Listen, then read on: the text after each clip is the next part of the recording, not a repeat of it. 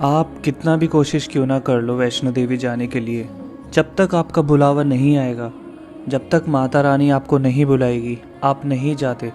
ठीक ऐसा ही मेरे साथ हुआ। पिछले 1.5 साल से मैं वैष्णो देवी जाने की प्लानिंग कर रहा था, लेकिन अचानक से बुलावा आया तो एकदम से प्लान बना और मैं चल दिया न्यू दिल्ली वंदे भारत पकड़ के सीधा कटरा। और रास्ते में इन खूबसूरत नज़ारों के मज़े लेते लेते कब कटरा तक पहुंच गए पता भी नहीं चला।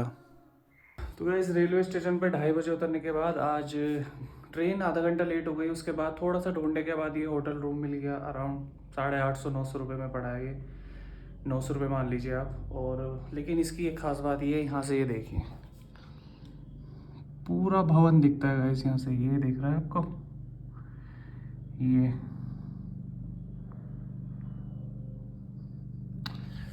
तो बस फटाफट फ्रेश होते हैं और चढ़ाई करते हैं स्टार्ट। वैसे मैं सोच रहा हूँ कि शाम को 5 बजे स्टार्ट करूँगा, क्योंकि उसके बाद जो रात को आरती के बाद की जो लाइन लगती है ना, वो जब मैं ऊपर पहुँचूँगा तब वो लाइन चलती हुई मिलेगी। तो सीधा मिलते हैं अब जब हम चढ़ाई स्टार्ट करेंगे। तो नहा धो के हो गए तैयार, अब करते हैं स्टार्टिंग चढ़ाई। और अभी बज रहे 4:30, तो हो सकता है शायद मैं 5:30 बजे स्टार्ट करूँगा। चलते हैं। मैं कटरा पहुँचा था फ्राइडे को 8 दिसंबर। सोचा था मैंने कि वीकेंड रहेगा नेक्स्ट डे तो बहुत भीड़ रहेगी, लेकिन पता नहीं ठंड होने की वजह से या फिर क्या रीज़न था, मुझे वहाँ पर बिल्कुल भी भीड़ नहीं मिली। यात्रियों में बहुत ज़्यादा गिरावट आई है। और हाँ, ठंड वहाँ पे काफ़ी है, लेकिन जब आप चढ़ाई करते हैं तो आपको उतनी ठंड महसूस नहीं होगी। लेकिन चढ़ाई करते करते जब आपको पसीने आते हैं तो आपको हल्की सी शरीर में गर्माहट महसूस होगी। लेकिन आप अपने गर्म कपड़े लेके ज़रूर जाएं, क्योंकि जो वहाँ पे ठंडी हवा लगती है आपके सर में, जब पसीने आएंगे तो आपको वो बहुत ज़्यादा ठंडा लगेगा। आप देख सकते हो कि बिल्कुल भी भीड़ नहीं है रास्ते में। और मैं सजेस्ट करूँगा कि आप किसी के साथ ही जाएं, अकेले बिल्कुल मत जाएं, क्योंकि आप चढ़ाई तो कर लोगे लेकिन इतना ज़्यादा बोर हो जाओगे ना।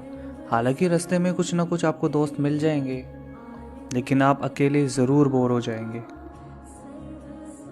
और बातों में कब कब हम बाणगंगा पहुंच गए पता नहीं चला। बाणगंगा में थोड़ा सा हाथ पैर धोने के बाद हम आगे बढ़ गए और बातों ही बातों में पहुंच गए चरण पादुका मंदिर।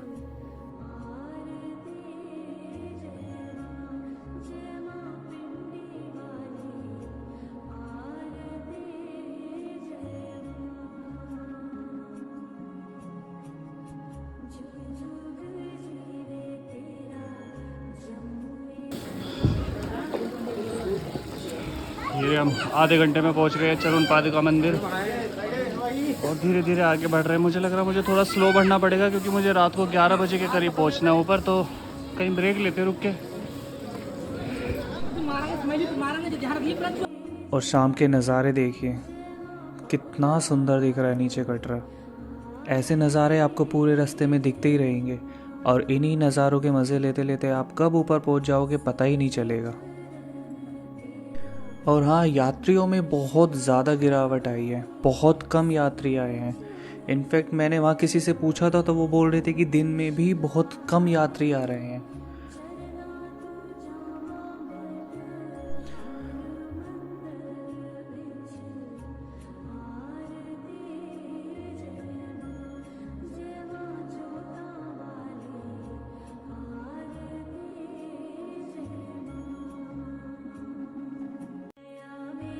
भाइयों अभी शाम के 6:15 बजे हैं।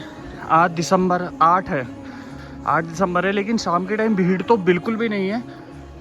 ऊपर शायद आरती का भी टाइम हो चुका है अब, तो वहाँ भी रोक दिए हो गए होंगे दर्शन। तो ऊपर देखता हूँ जब तक हम पहुँचेंगे, जब तक वहाँ से कितनी भीड़ मिलती है आपको अपडेट करता रहता हूँ आगे।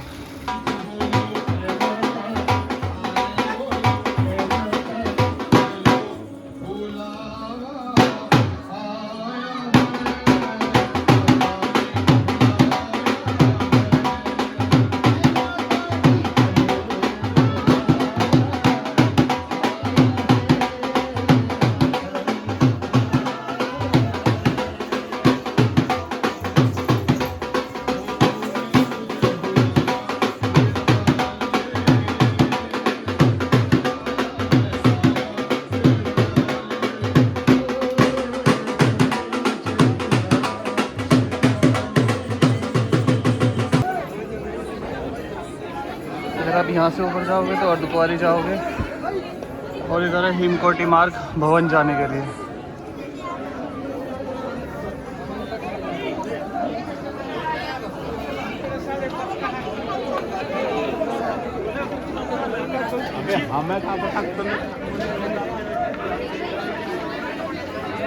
जब आप भवन में जाओगे तो आपको यहाँ पे एक रास्ता मिलेगा जो कि एक नया रूट बना है, तो वो यहाँ पे आके मिलता है और यहाँ से 2 रास्ते जाते हैं हिमकोटी मार्ग। मैं आपको यही सजेस्ट करूँगा कि आप हिमकोटी मार्ग से जाएं। जब आप हिमकोटी मार्ग थोड़ा आसान मुझे लगता है, हिमकोटी मार्ग से जब आप माता रानी के दर्शन करोगे, उसके बाद जब आप भैरव बाबा के दर्शन करोगे, तो आप वहाँ से उतरते हुए अर्धकुंवारी वाले रास्ते से आना और फिर वहाँ पे उनके दर्शन कर सकते हैं। हालांकि अर्धकुंवारी मंदिर पे भी बिल्कुल भी भीड़ नहीं है।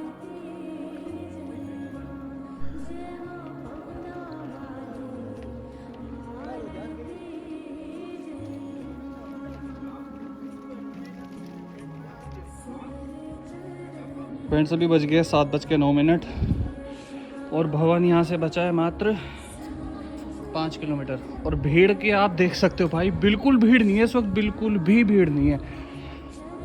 और जो ऊपर लोग रुके हुए हैं वो भी आरती की वजह से रुके हुए होंगे, पर कटरा की तरफ से भवन आने वालों की बिल्कुल भी भीड़ नहीं है, खाली पड़ा है गाइस।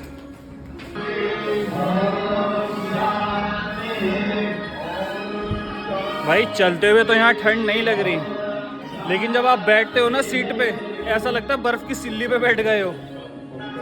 मुझसे तो आराम नहीं हो रहा भाई, बैठा नहीं जा रहा, बैठ के ज़्यादा ठंड लग रही है। फिर से वही भीड़ बिल्कुल भी नहीं है।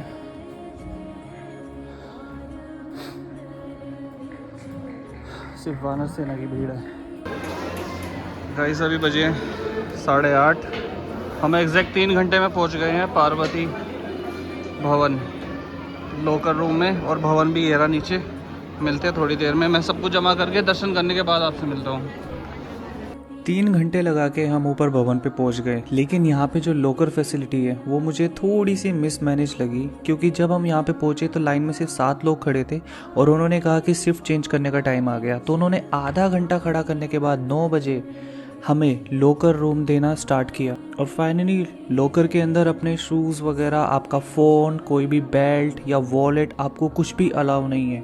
और हम सब कुछ जमा करने के बाद चल दिए दर्शन के लिए।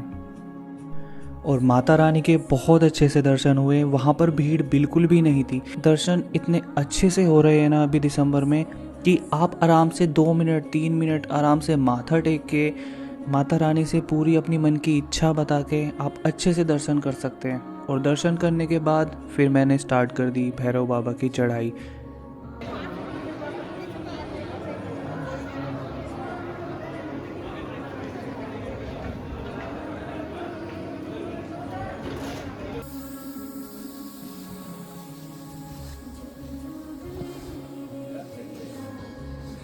भाई माता वैष्णो देवी की चढ़ाई तो इजीली हो जाती है, पर भैरव बाबा की चढ़ाई जान ले लेती है।